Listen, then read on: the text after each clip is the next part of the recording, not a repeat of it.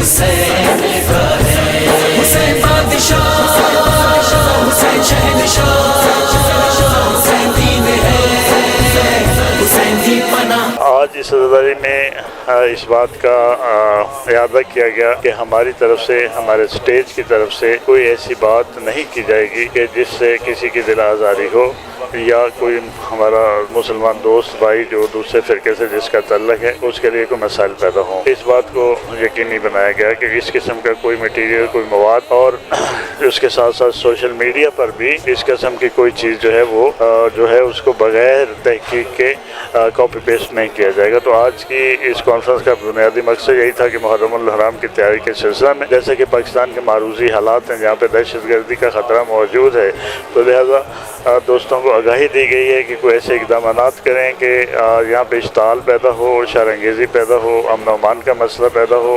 تو اس میں سب دوستوں نے مشترکہ اعلامیہ جاری کیا ہے کہ محرم الحرام انتہائی عقیدت و احترام سے منایا جائے گا، اور تمام اہل اسلام اور دیگر مذہب کے لوگوں کے جذبات کا خیال رکھا جائے گا، اور پاکستان کی مثالی فضا کو، جو کہ امن کی فضا ہے، اس کو خراب نہیں ہونے دیا جائے گا۔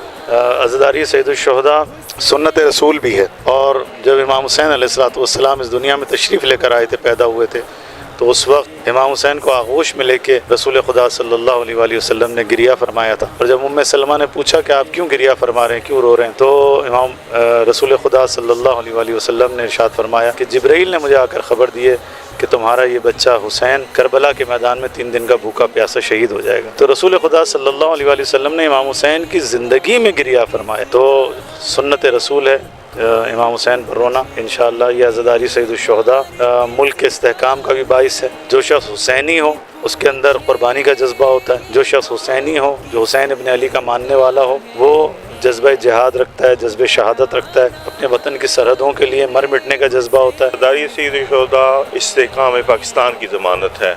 جب تک اس ملک میں اہل بیت علیہ السلام کا ذکر باقی رہے گا، انشاءاللہ یہ ملک جو ہے باقی رہے گا، سلامت رہے گا۔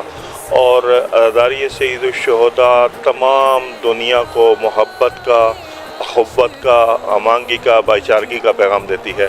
عزاداری سید الشہداء ہمارا آئینی قانونی حق ہے جو ہمیں آئین پاکستان دیتا ہے۔ تو انشاءاللہ ہم امید کرتے ہیں کہ یہ محرم جو ہے پاکستان کے استحکام کی ضمانت بنے گا، اور پاکستان میں بسنے والے تمام مکاتب فکر ہمیشہ کی طرح ہمانگی اور بھائی چارے کے ساتھ اس ذکر نواز رسول کو سر بلند کریں گے۔